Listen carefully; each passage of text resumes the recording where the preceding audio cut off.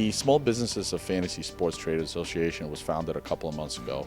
The goal is to increase that membership, to increase funding, which will help us continue our mission of going state to state, educating legislators, making sure that bills that are being passed into laws recognize our needs as a small business organization, a small business group.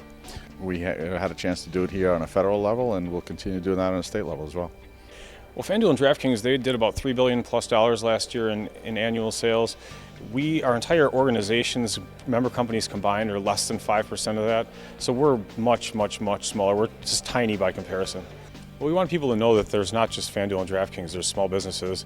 And small is different than big, and season long is different than daily. They're just not the same game.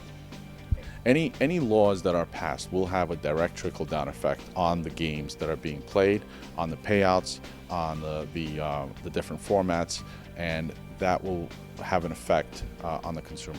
It does cost money to go state by state. Lobbying is not cheap, but it's super effective. I mean, the thing is that these legislators want to hear our message. They want to hear about small businesses.